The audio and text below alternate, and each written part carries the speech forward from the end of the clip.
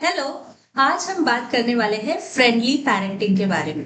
अब friendly parenting से मैं ये नहीं बोल रही हूँ कि आपको अपने पेरेंटिंग से कॉम्प्रोमाइज करके अपने बच्चों के साथ पूरी तरह से फ्रेंडशिप करनी है। ये तो नहीं होने वाला, क्योंकि बच्चों को सही और गलत सिखाने की पूरी रिस्पॉन्सिबिलिटी हम पेरेंट्स की है। इसलिए हम पूरी तरह से उनसे फ्रेंडशिप तो नहीं कर सकते, लेकिन हाँ, फ्रेंडशिप की कुछ कैरेक्टरिस्टिक्स को या फिर कोई फीचर्स को हम अपने पेरेंटिंग में यूज कर सकते हैं, ताकि हम उनके अच्छे दोस्त भी बन पाए। अब ये कौन कौन से फीचर्स हैं, चलिए आज डिस्कस करते हैं। तो पहले हम ये देखते हैं, मतलब हमारे ही फ्रेंड्स के साथ पहले हम कंपेयर करते हैं, हम किसके साथ फ्रेंडशिप करना पसंद करेंगे। आप सोचिए, देखिए, सबसे पहले मैं तो चाहती हूँ कि मेरे फ्रेंड्स ऐसे हो जिनके इंटरेस्ट मुझसे मैच करते हो। राइट, जब हम मिलते हैं तो हमारे पास ऐसे टॉपिक्स हो जो हम एक दूसरे के साथ शेयर कर पाए, या फिर कुछ ऐसी सोच हो जो हम एक दूसरे के साथ डिस्कस कर पाए। बिल्कुल। तो फिर ऐसे क्या होता है जब हमारे इंटरेस्ट नहीं मिलते हैं। और अगर आप सोचिए कि मुझे कुकिंग में बिल्कुल इंटरेस्ट नहीं है और वो सामने वाले जो मेरा फ्रेंड है वो सिर्फ कुकिंग के बारे में बोलते हैं, उनको बहुत शौक है कुकिंग का। राइट, लेकिन मुझे तो म्यूजिक में बहुत शौक है। तो फिर मुझे म्यूजिक के बारे में बात करना होता है और उनको उसके बारे में कुछ नहीं पता, वो कुकिंग के बारे में बोलेंगे जिसके बारे में मुझे नहीं पता। तो फिर वहां पे डिस्कशन का आगे बढ़ना बहुत मुश्किल हो जाता है और फ्रेंडशिप भी टेम्पररी टाइप की होती है। लेकिन अगर हमें परमानेंट फ्रेंडशिप करनी है, लॉन्ग फ्रेंडशिप करनी है, तो फिर क्या करना होगा, हमें मोस्टली लाइक माइंडेड बनना पड़ेगा। राइट, तो फ्रेंडशिप गहरी किस में होती है, जो लाइक माइंडेड होते हैं, जिनके इंटरेस्ट मिलते जुलते हैं, या फिर एटलीस्ट मैं उनके हॉबीज में या उनके इंटरेस्ट में दिलचस्पी या क्यूरियोसिटी दिखाती हूँ। मैं चाहती हूँ थोड़ा उनके उनसे कुछ सीखना या फिर उनसे कुछ डिस्कस करना। उसी टाइम पे हमारी दोस्ती गहराती है। राइट, तो यही अगर हम पेरेंटिंग में लें तो आपके बच्चे के इंटरेस्ट आपसे कम कई अलग हो सकते हैं। ऐसा जरूरी नहीं है कि हम सबके इंटरेस्ट एक जैसे हों, हमारे बच्चे के भी हमसे अलग हो सकते हैं। तो जरूरी ये है कि हम उनके लेवल पे जाके जो उनके इंटरेस्ट है, थोड़ा अगर हम उनमें भी दिलचस्पी दिखाएं। शायद हमको नहीं आता हो, हमारे उस जनरेशन में वो नहीं था, लेकिन इस जनरेशन में कुछ नया आया है जिसमें वो लोग काफी इंटरेस्टेड है और उसी में हम अपना इंटरेस्ट दिखाने लगे, तो आप सोचिए, हम थोड़ा बहुत वो फ्रेंडली एनवायरनमेंट क्रिएट कर सकते हैं ना उनके साथ। तो आपको इतना ही ध्यान रखना है कि लाइक माइंडेडनेस उनमें, मतलब बात करना, उसमें कॉन्वर्सेशन शुरू करना, अगर वो कुछ बोल रहे तो उसमें क्वेश्चंस पूछना, या फिर दिलचस्पी दिखाना कि हाँ हाँ चलो बात करते हैं, मुझे भी कुछ सिखा दो, इसमें क्या है, मुझे तो ये नहीं पता, आपको तो पता है अच्छे से। तो जब हम उनसे फ्रेंडली मैनर में ये चीज बात करते हैं, चाहे हमको पता हो ना पता हो, लेकिन उनके एज के बराबर होके उनके उनको लगना चाहिए कि हाँ ये भी इंटरेस्टेड है, तो वहां पे हम एक फ्रेंडली कनेक्शन बनाते हैं और वहीं से हमारे पेरेंटिंग में थोड़ा थोड़ा फ्रेंडशिप आने लगता है। तो ये सबसे पहली बात है कि आप अपने बच्चों के इंटरेस्ट में दिलचस्पी दिखाएं और वहीं पे एक ओपन एनवायरनमेंट क्रिएट करें जहां पे आप बैठ के उनसे बातें करते हो, उनसे डिस्कस करते हो। इंपॉर्टेंट चीज होती है, अगर आपने ध्यान दिया हो तो, वो ये है कि हम अपने फ्रेंड्स के साथ एक चीज शेयर करते हैं, है ना।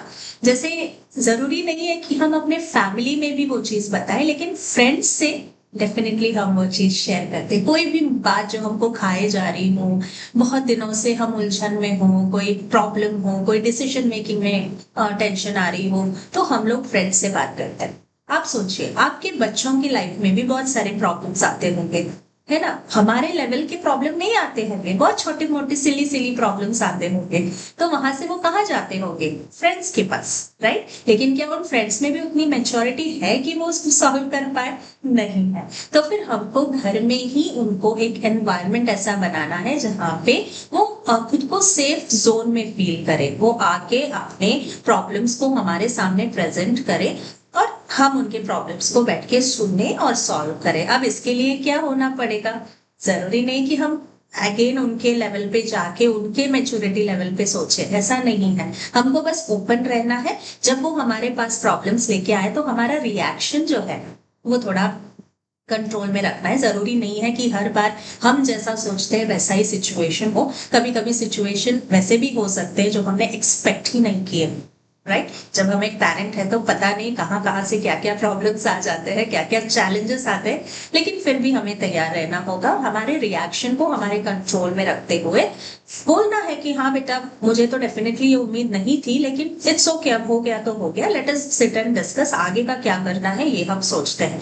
तो अगर हम ऐसा एक एनवायरनमेंट क्रिएट करते हैं तो आप सोचिए कि वो कभी बाहर फ्रेंड्स के पास नहीं जाएंगे पूछने के लिए, वो डेफिनेटली आपके पास आएंगे, क्योंकि उनको भी पता होगा कि हाँ पहले मैं ऐसे प्रॉब्लम लेके गई थी मेरे पेरेंट्स के पास तो मुझे सॉल्यूशन मिल गया था, तो इस बार भी अगर मैं प्रॉब्लम्स लेके जाऊंगी तो इस बार मुझे डेफिनेटली सॉल्यूशन मिलेगा।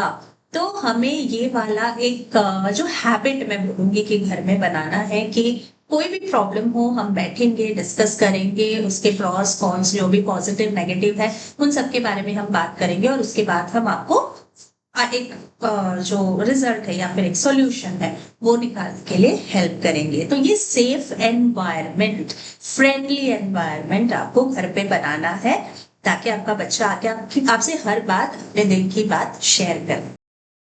अब जो थर्ड और मोस्ट इम्पॉर्टेंट चीज जो मुझे लगती है, जो काफी सारे पेरेंट्स मिस कर जाते हैं, वो ये है कि हमें अपने पेरेंटिंग में थोड़ा फन फैक्टर लाना पड़ेगा। देखिए, छोटे छोटे बच्चों को फन बहुत पसंद है ना, उनको अलग अलग साउंड्स बनाओ, आप मुंह बना के दिखाओ तो काफी हैप्पी होते हैं। और जो प्री टीन्स होते हैं उनको थोड़ा सा, अरे यार चलना, क्या बात करिए यार, ऐसे थोड़ी ना होता है, तो फ्रेंडली टाइप की बातें। और जब टीनेजर होते हैं तो फिर थोड़ा उनको इंडिपेंडेंटली सोचने देना, और जब वो कुछ हमारे पास आए किसी चीज के लिए तो उनसे आराम से बैठ के बातें करना। ऐसे वाले स्टेजेस में जब हम जाते हैं तो अलग अलग टाइप ऑफ पेरेंटिंग हमारा होता है। बिल्कुल इसी तरह से थोड़ा फन फैक्टर, कुछ पेरेंट्स बहुत सीरियस होते हैं राइट, वो बहुत डिसिप्लिन दिखाना चाहते हैं, काफी मतलब स्ट्रिक्ट पेरेंट बनना चाहते हैं, लेकिन वहां पे हम क्या कर रहे हैं ना, जो मैं अभी बोल रही हूँ आपसे, एक फ्रेंडली एनवायरनमेंट जो होता है वो वहां पे नहीं होता। बच्चे खुल के आपसे आके बात करना नहीं चाहेंगे।